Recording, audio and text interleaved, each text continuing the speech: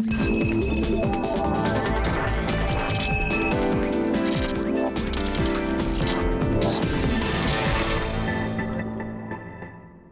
welcome to the Keiser Report. I'm Max Keiser. Let's talk about ganja.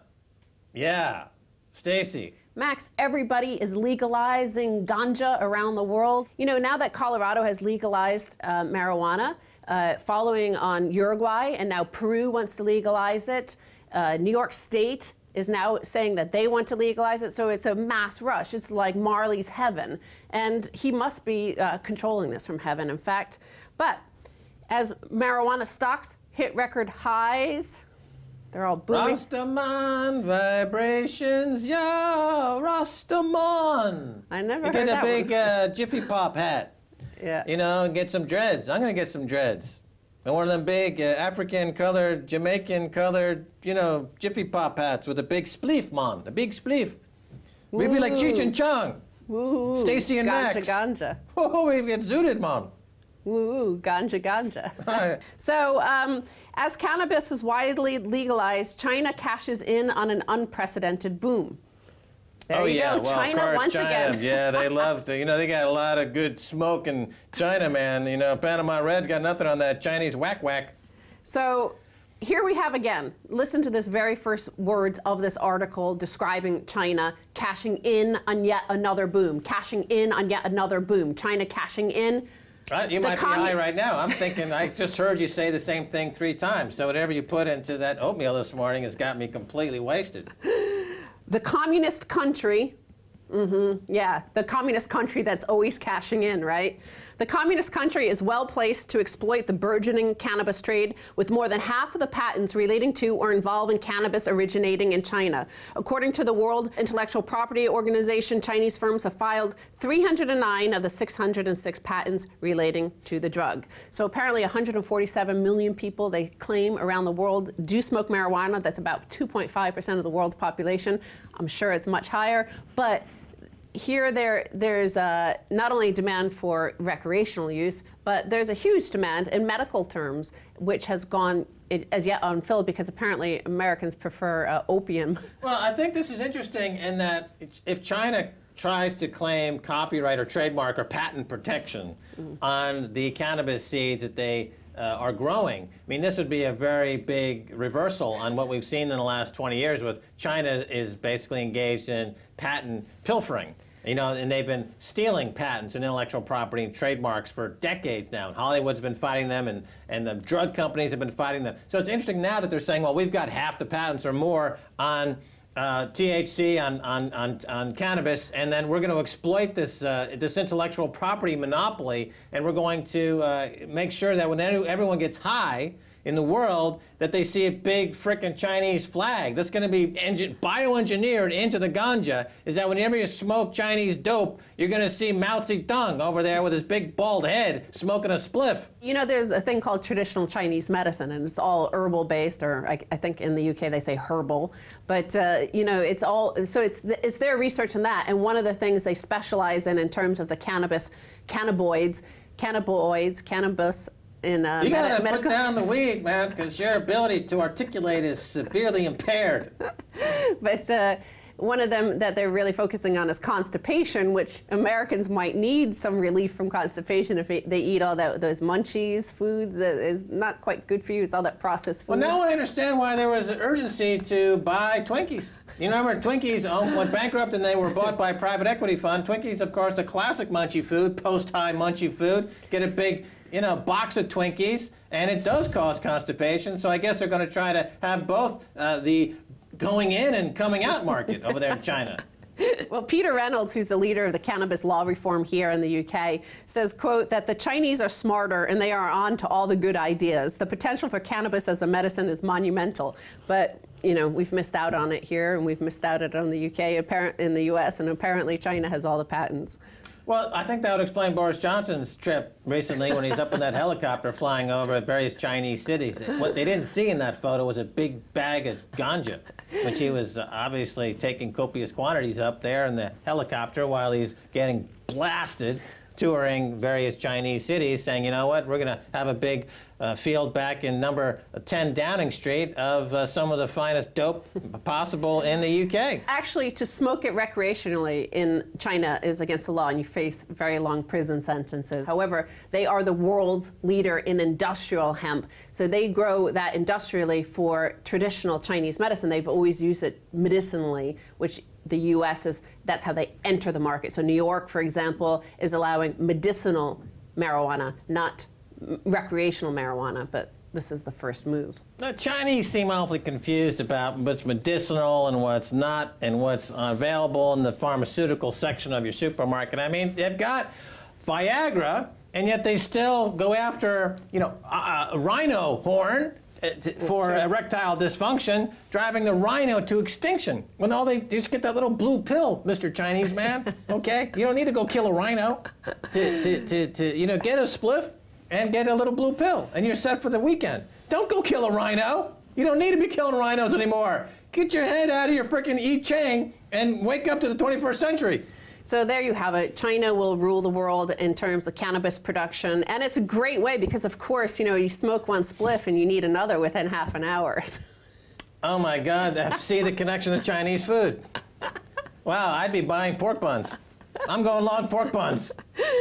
But I wanted to, the neighboring state of Wyoming, their state troopers already warned people not to drive into their state carrying cannabis that they bought legally in Colorado. So I wanted to turn to another story, an interesting story out of Wyoming that is a real tale for what the UK, which is going to allow fracking, what to look for here. Because of course they won't allow recreational use of marijuana, but they'll allow fracking. Fracking wells abandoned in boom-bust cycle. Who will pay to cap them? The companies that once operated the wells in Wyoming have all but vanished into the prairie, many seeking bankruptcy protection and unable to pay the cost of reclaiming the land they leased.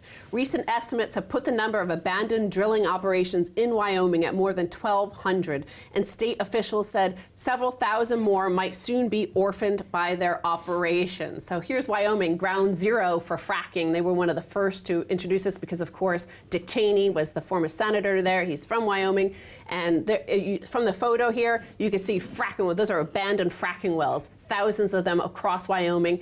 The companies who left them, who abandoned these wells, have declared bankruptcy so they don't have to clean up the cost. All the farmers are complaining because their land is being toxic, is toxic.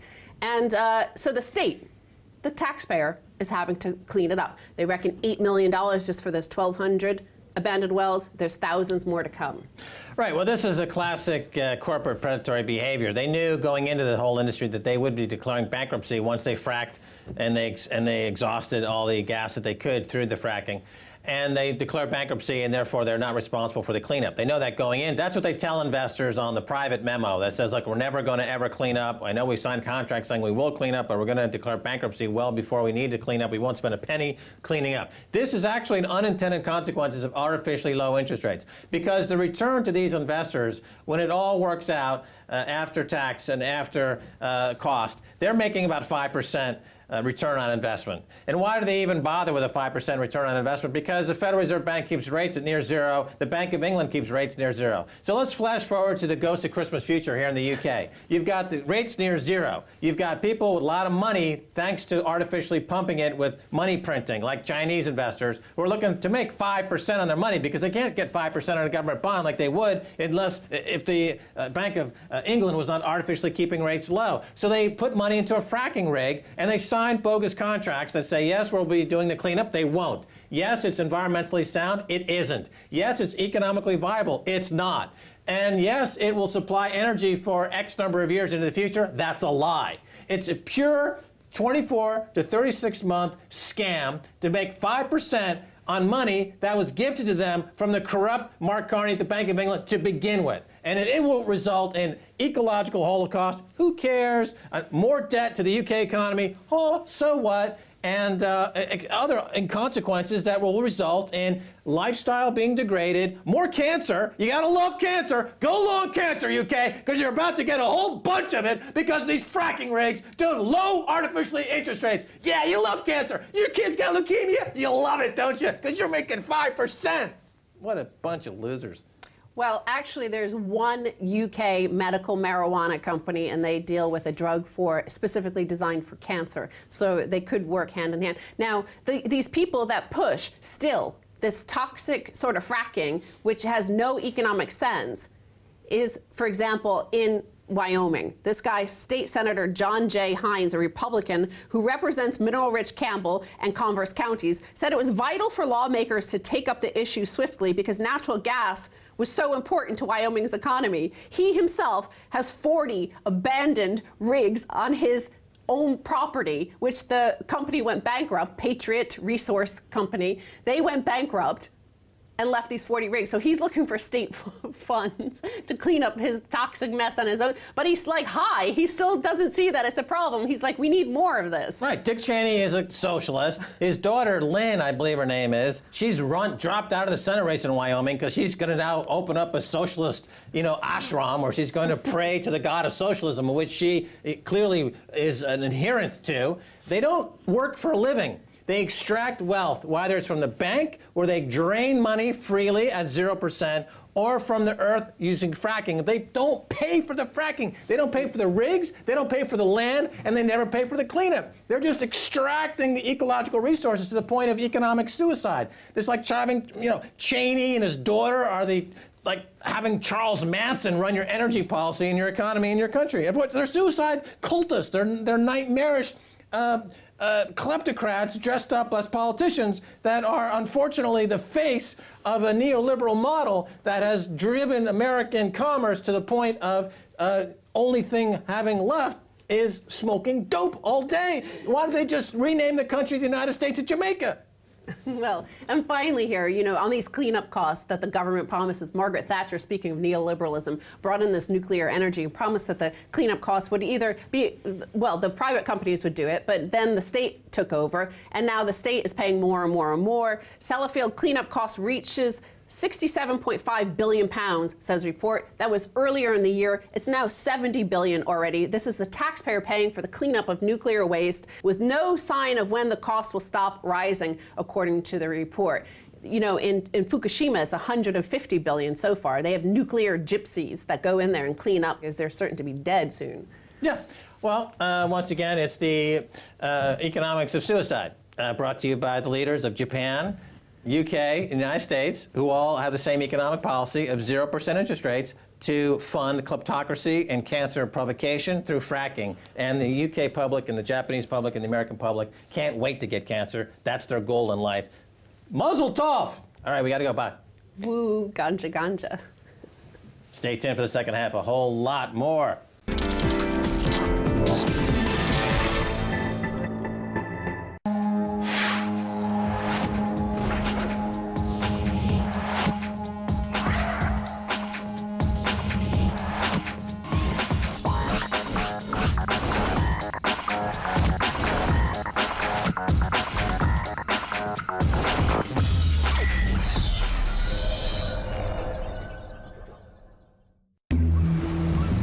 Approximately 16% of EU imports came from illegal fishing. The European Union is ironically taking fish from some of the poorest nations on earth. So this is a very serious and very urgent problem that needs immediate international action. They enter our territorial waters, they fish, they load the fish onto the ships and leave for Europe.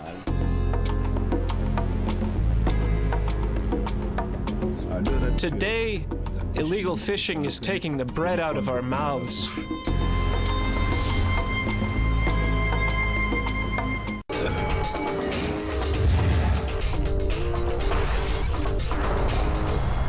My name's Daniel Bush. Tom Urban in Washington, D.C. Banking new policies.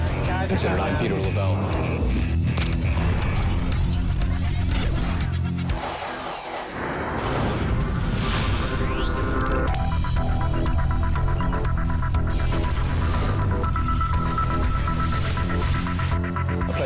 us here on RT today. I'm Rory Susham.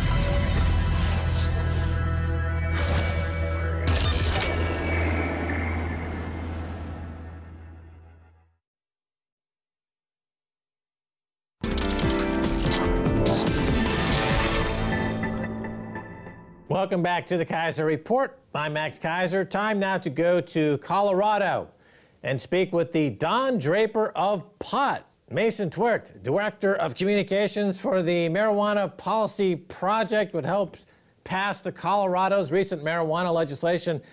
Welcome to the show. Thanks for having me. All right, Mason, tell us about Colorado's new marijuana law. What is actually allowed under the law? Well, Amendment 64, which about 55% of voters adopted back in November 2012, allows adults 21 and older to possess up to 1 ounce of marijuana and to grow up to 6 plants in their homes. It also established a state-regulated system of licensed marijuana businesses that cultivate, distribute marijuana, and produce products and test marijuana. So essentially, it's a system very similar to alcohol, in which adults can legally purchase marijuana with a driver's license or other government-issued ID and not fear arrest. All right, so now there are already reports of shortages of marijuana, and so prices rising to $400 an ounce. Where is supply coming from? Who is allowed to grow? Clearly there's a market inefficiency there or not. Talk about that a little bit. You know, I don't think that there's necessarily a market inefficiency quite yet. You know, a limited number of these businesses have opened. Only about 35 to 37 businesses around the state opened. We're expecting to see anywhere from 150 or up. Also, a lot of people don't even know where these businesses are yet. So the competition is going to grow as more of these businesses open and more people are able to access more businesses and the competition sets in. Also, a lot of these businesses are still covering the overhead costs associated with licensing fees and complying with all of these new rules and regulations. So, you know, right now the prices are generally right around where they would be in the underground market in a lot of states, but most adults would prefer to buy marijuana in a legal, safe place instead of in the underground market. And I think that it's not going to be very long before we eliminate that underground market. All right. Now, Mason, only a decade ago, 2/3 of Americans were against legalizing marijuana. 10 years later, the numbers are completely reversed, largely due to your efforts. How did you do it? Well, you know, I think a big part of changing marijuana laws has been changing public attitudes. And ultimately what that comes down to is getting people to understand that marijuana is just not as harmful as they were once led to believe. You know, our federal government and others have exaggerated the harms of marijuana for years to keep it illegal. But the fact is, marijuana is objectively less harmful than alcohol. It's less toxic, it's less addictive, and it doesn't contribute to violence and aggressive behavior like alcohol does. And as more and more people come to recognize that fact, they simply don't think it's a good idea to prohibit it. It's just as foolish as alcohol prohibition was. Right. Now let's talk about some of these other numbers here in Colorado. What is the tax rate on marijuana? How much do you expect to sell in 2014? And what sort of revenue does the state expect? The tax rate was set by voters here in Colorado. There's a 15% excise tax on wholesale sales. So that would be between a cultivation facility and a retail store, for example. The first $40 million from that each year goes towards the state's public school construction program. There's also a 10% special sales tax at the point of sale, which is really there to ensure that enough money is being generated to cover the costs of enforcing the regulatory system and funding that section of the Department of Revenue. And then there's standard state and local sales taxes and any other local taxes that might apply. So for example, in Colorado, you're essentially paying about 20% at the register. And the state has projected we will generate about $70 million annually in the first year based on these sales. That's in tax revenue alone. We expect to see about $400 million in retail sales, about $600 or $700 million overall, including wholesale sales. So it's going to be a big market, and it's going to generate a lot of revenue. Now, do you have any idea how much of the cost savings there will be once criminal enforcement is no longer a requirement. So that's another huge economic piece of the puzzle here. The the enforcement on the criminal side is no longer required to some degree. So what are the cost savings there? According to the Colorado Center on Law and Policy, which did an analysis prior to this initiative passing, about $12 million in savings would be accrued each year. Ultimately, the most important thing is that law enforcement officials will be able to focus their time on, more serious crimes as opposed to arresting adults and prosecuting them simply for possessing marijuana. About anywhere from 7,000 to 10,000 adults each year in Colorado were being arrested simply for marijuana possession. That number has completely dwindled almost to nothing. So, ultimately, this is going to be a huge benefit simply in the fact that we can redirect our law enforcement efforts toward other things. Right, and so the trend seems to be growing. I just saw that New York is now talking about medicinal marijuana, which seems to be kind of the gateway into a more of a legalized structure. So is this now going to be going to other states? I would imagine if Colorado is going to be raising a lot of revenue here and saving money on law enforcement, other states are going to look at this quite enviously, and this could be a wave going coast to coast. What do you think? Oh, absolutely. I think lawmakers and voters in states around the country are watching what's happening in Colorado. They're seeing that regulating marijuana works. It's got a lot of benefits. It's certainly preferable to alcohol prohibition. And, as you alluded to earlier in the program, about 58% of Americans now think marijuana should be legal. So we expect to see a number of states pass these laws over the next few years, several of which will be through ballot initiatives. We also expect to start seeing some through state legislatures as lawmakers increasingly recognize that this is not the taboo subject it once was and that their constituents want to see these changes. I mean, it's interesting how this is going to play into, I guess, what is called the culture wars in America. You've got certainly on the right conservative side of the political spectrum a certain vested interest in keeping certain elements of this from getting more popular. What are we going to see going forward there? Is there going to be basically a triumph, if you will, of this type of thinking and a disappearing of some of these entrenched culture warriors who have been very anti-marijuana for years? If that question makes sense, I hope it does. What do you think? Ultimately, I think it comes down to this. Marijuana is something that's been used by people from all walks of life for years and years. There are a lot of people who use marijuana who would fall into the subculture of marijuana enthusiasts that come to mind when many people think of a marijuana user, but there are also millions and millions of people who don't. For example, our last 3 presidents have used marijuana. At least one of our Supreme Court justices has used marijuana. Countless successful people use marijuana. They're conservatives, they're liberals, Democrats, Republicans. This is a substance that millions of people use, most of which for the same reasons that people enjoy having a cocktail or a beer after work. It's relaxing, or it's just a matter of socializing with friends. And of course, for many, it's a therapeutic thing. Right, you mentioned the last 3 presidents using marijuana. I think the first 3 presidents were also using marijuana. I believe George Washington cultivated this crop at some point. Why are you in Colorado? Do you only accept cash, and I believe also Bitcoin in some cases, but why only cash?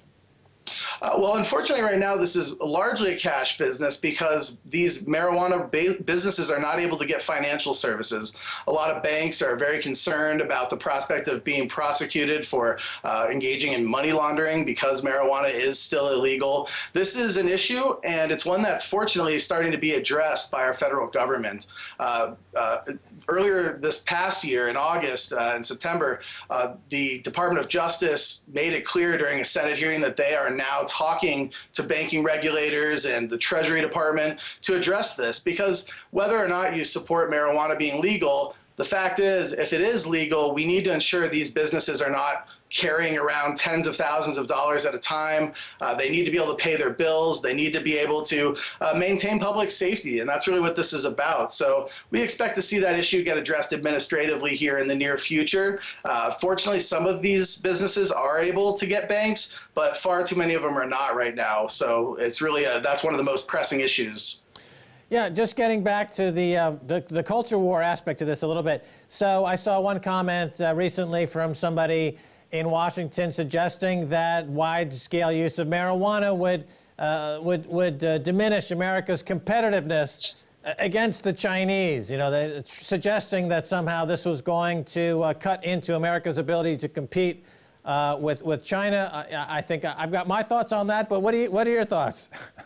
I think it's completely unfounded. Again, you know, millions of Americans have been using marijuana for years and years. About 50% of all Americans, and that's a conservative figure, have tried marijuana. And, you know, ultimately, there's no actual evidence that it has any impact on people's motivation or ability to get their jobs done. In fact, there is a lot of evidence showing the lack of productivity that results from alcohol use. Obviously, anyone who's shown up at work with a hangover knows that they probably get a little bit less done in the day than had they not. Well, marijuana doesn't cause hangovers. So there's one specific area in which we're not going to see any sort of loss of productivity. But, you know, again, marijuana is not new. It's been used by people in the United States and around the world for a very, very long time. And there's absolutely no reason to expect things would change in that manner.